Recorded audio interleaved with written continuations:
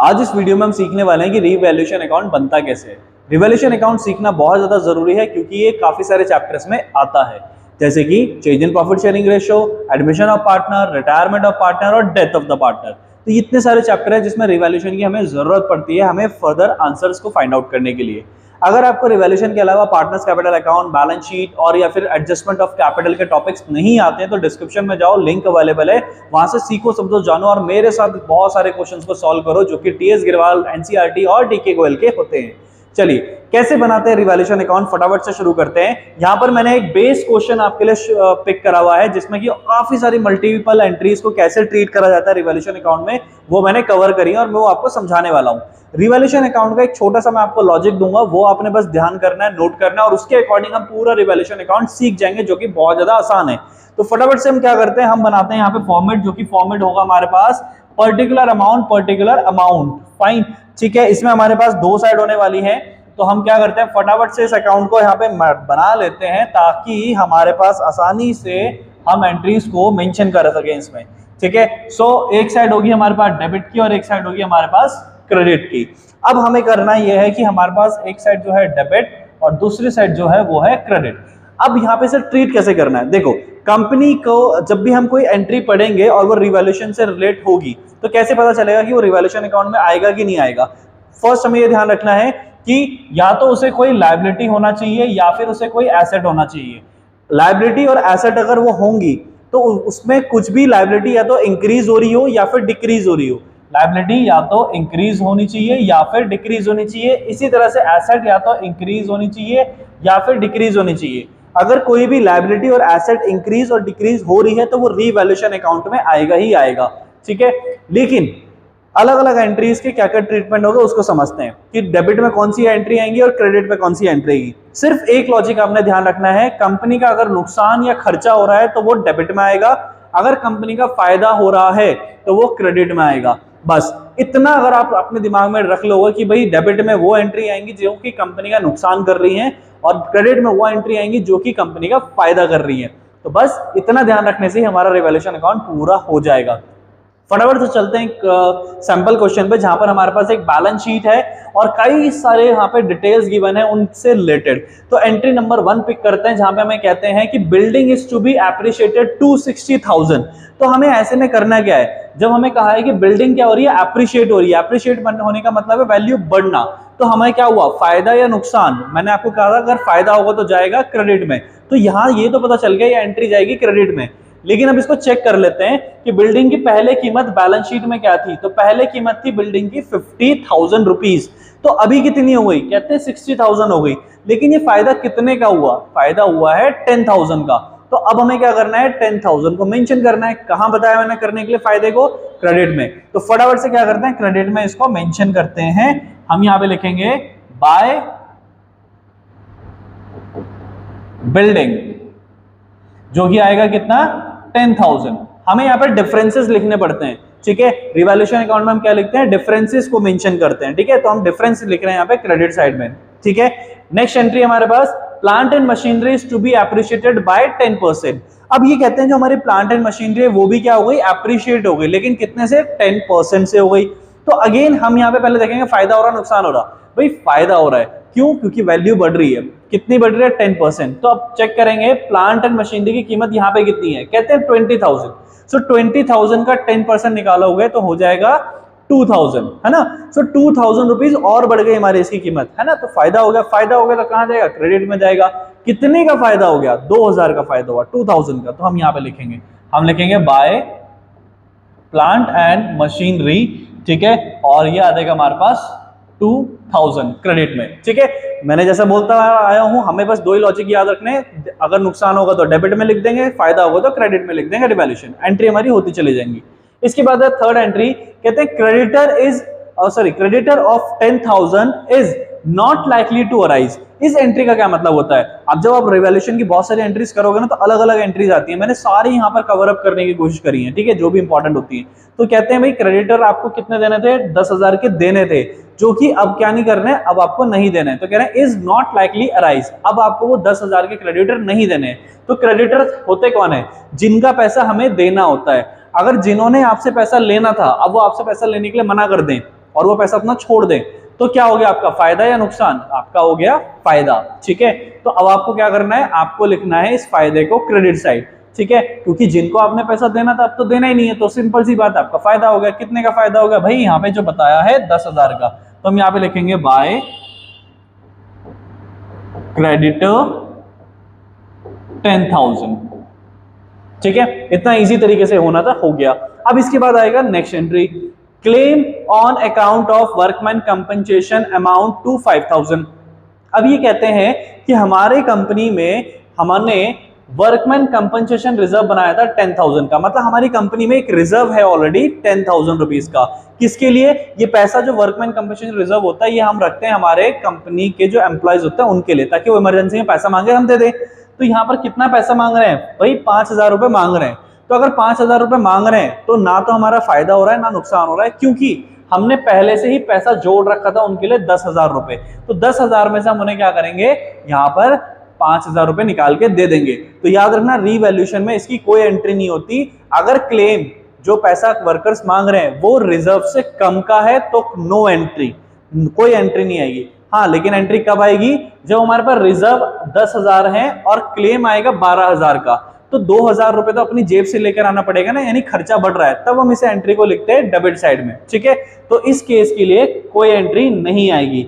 Next कहते हैं अ debtor whose dues of 7,500 were written off as bad debt paid 5,000 in settlement। अब ये कह रहे हैं कि पहले कभी हमने किसी से 7,500 रुपए लेने थे, लेकिन अब क्या हुआ, वो हमने क्या कर दिया था, रिटर्न ऑफ कर दिए थे। रिटर्न ऑफ का मतलब होता है कि हमने हटा दिए थे कि भैया नहीं मिलेंगे, डूब गए वो पैसे। लेकिन समहाउ अब ये हुआ है कि वो हमने 5,000 रुपए दे रहा है। अब जब वो 5,000 रुपए हमें वापस दे रहा है तो हमें तो क्या हो रहा है, फायदा या नुकसान? भाई डूबा हुआ पैसा वापस आ गया। पहले नुकसान में कभी लिखा होगा, अभी कहां लिखोगे, फायदे में लिखोगे। लेकिन कितना लिखोगे? अब आप लिखोगे सिर्फ और सिर्फ 5,000 रुपए, क्योंकि आपको सिर्फ 5,000 मिल रहे हैं। तो आप यहां पे लिखोगे बाय बैड डेट रिकवर्ड लिखोगे आप, मैंने शॉर्ट में लिख दिया। कितना लिखोगे? 5,000। ठीक है, चलिए नेक्स्ट एंट्री क्या है हमारे पास, उसको देखते हैं। कहते हैं fix asset was under valued bye 10,000। Fix assets क्या है हमारी? अंडर वैल्यूड थी, कितने से? 10,000 से। तो फिक्स एसेट्स आप यहाँ पे देखो कितनी लिखी है, 40,000 लिखी है। ये कह रहे हैं कि जो हमारी फिक्स एसेट है वो हमने 10,000 रुपए कम लिखी हुई है, यानी कि हमने अपने आप को ही यहाँ पे नुकसान में दिखाया हुआ है। अब जब आपको पता चल गया कि आपने जो मोबाइल खरीदा था वो था 50 का, लेकिन आपने उसे लिख लिया 40 का, है ना, तो आप उसे वापस ठीक करोगे ना, तो हम यहाँ पे से ठीक करेंगे। तो हमें क्या दिखाना है? फायदा दिखाना है, क्योंकि हमारी वैल्यू बढ़ेगी। तो जब भी अंडर वैल्यूड होता है तो इट मींस हमें फायदा ही हो रहा है, क्योंकि हमने गलती से कम लिख दिया था, अब बढ़ाकर लिखना है।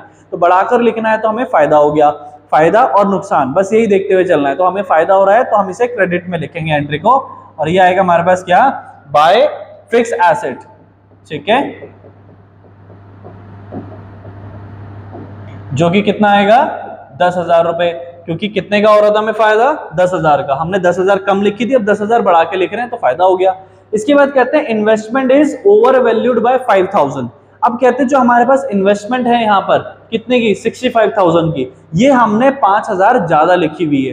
भाई अगर 5,000 ज्यादा लिखी हुई है तो अब क्या करें? इसको कम करके लिखो, क्योंकि आपने गलती से ज्यादा लिख दी है। तो अब आपको पता चल गया ना कि आपको ने गलती से ज्यादा लिख दिया, तो इसे कम करके लिख दो। ठीक है, फॉर एग्जाम्पल के लिए समझो कि आपके फादर ने या मदर ने आपको 1,000 रुपए दिए थे खर्चा करने के लिए, और आपने उसमें से जो खर्चा करा है वो सिर्फ 600 रुपए का करा है, लेकिन आपने गलती से उसे नोट कर दिया 700 रुपए।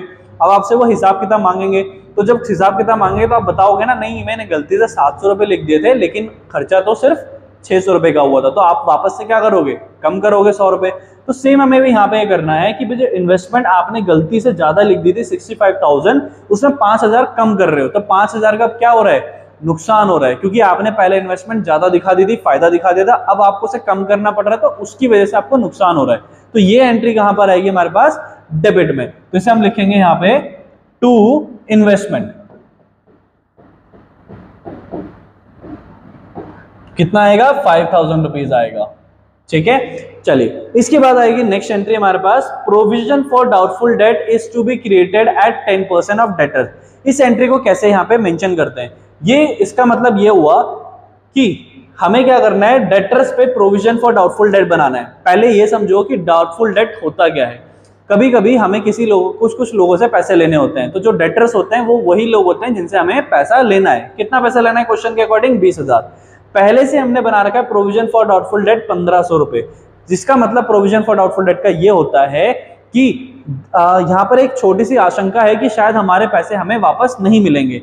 तो 20,000 में से अभी तक हमने एक उम्मीद लगा रखी है, डाउटफुल डेट बना रखे हैं कि शायद हमारे 1500 रुपए डूब जाएंगे, ठीक है, ये हमें नहीं मिलेंगे। लेकिन अब वो कह रहे हैं क्वेश्चन में कि आपको क्या करना है, प्रोविजन बनाना है 10%, वो भी डेटर का।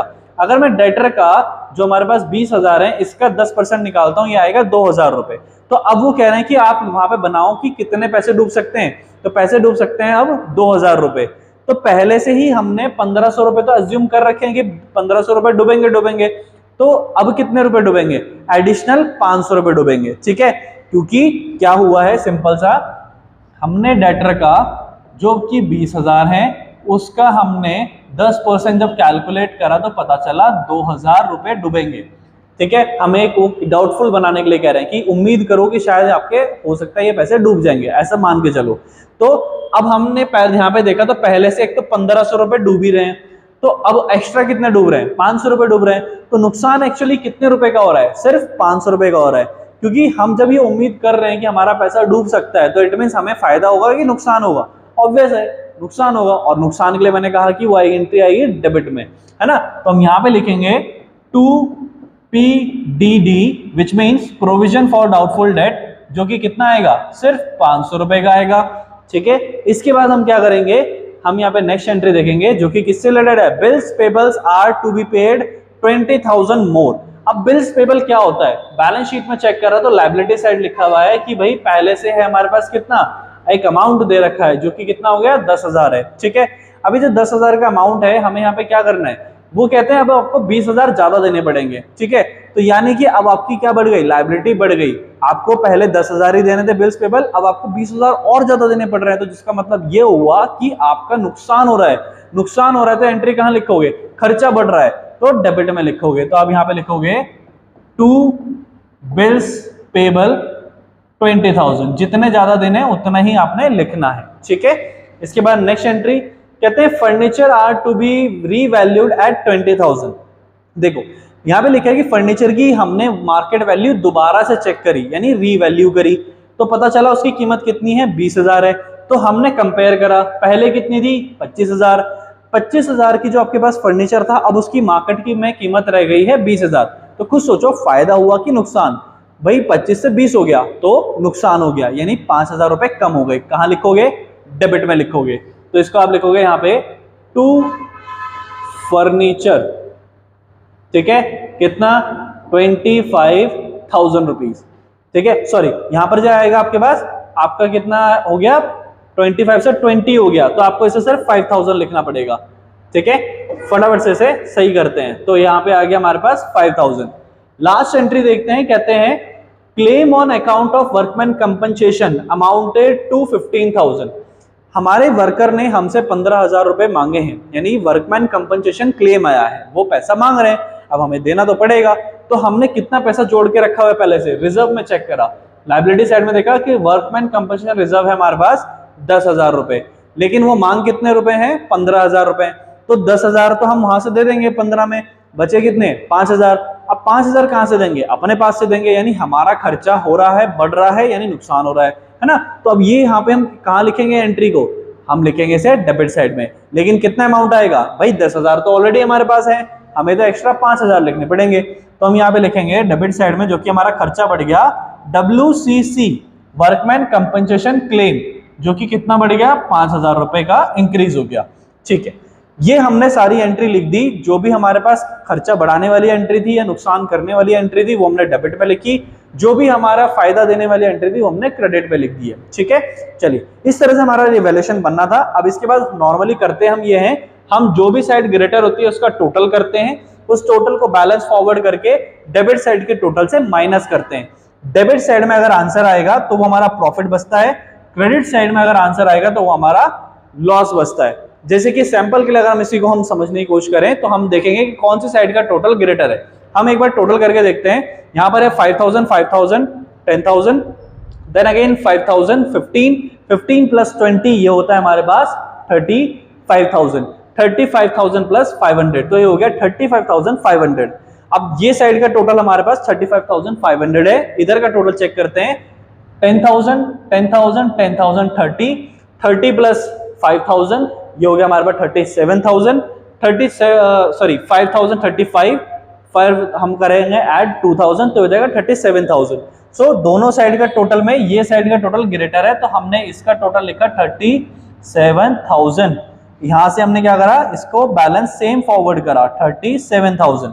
अब हमें क्या करना होता है, जो भी साइड का टोटल ग्रेटर होता है उसका टोटल लिखते हैं, बैलेंस को फॉरवर्ड करते हैं और अपोजिट साइड के बैलेंस से उसे माइनस करते हैं। तो इधर का जो टोटल था वो कितना था, वो था हमारे पास 35,500। अब 37,000 में से हम ये माइनस करेंगे तो हमारे पास जो आंसर बचेगा उसको हम यहाँ पर लिखेंगे, ठीक है। तो हमारे पास जो आंसर बचेगा वो कितना होने वाला है, वो होने वाला है 1500 रुपीज। तो हमने यहाँ पे लिखा 1500, ठीक है। इसके बाद ये डेबिट में आंसर आया तो ये बचा प्रॉफिट, ठीक है। अगर यही आंसर हमारा क्रेडिट में आता कि भाई इधर वाली साइड हमारी 37 होती और इधर हम माइनस करते तब इधर हमारा बचता बैलेंस, तो हम इसको लॉस लिखते। अब ये जो बढ़ता है ये पार्टनर से बढ़ जाता है। ऐसा मान लो कि हमारे पास दो पार्टनर है एक्स और वाई, जिसमें ये इक्वल इक्वल बटेगा तो दोनों पार्टनर को क्या मिलेगा, 750 और 750 इक्वल इक्वल, ठीक है। 1500 का इक्वल इक्वल हमने डिस्ट्रीब्यूट कर दिया। चलिए इस तरह से हमारे पास ये रिवैल्यूएशन अकाउंट बनता है। बस आपको दो चीज ध्यान रखनी है, डेबिट में सारे आपके नुकसान और खर्चे और क्रेडिट में आपकी इनकम। चलिए फिर मिलेंगे हमारे नेक्स्ट क्वेश्चन में, जिसमें कि हम ये समझेंगे कि partners capital account, partners adjustment, जो कैपिटल में एडजस्टमेंट होती है वो कैसे करते हैं और साथ साथ बैलेंस शीट कैसे करते हैं, और भी कई सारे टॉपिक कैश फ्लो के होंगे, जो कि शेयर के होंगे, वो सारे कुछ हम यहाँ पे सीखेंगे। फिर मिलते हैं नेक्स्ट वीडियो में।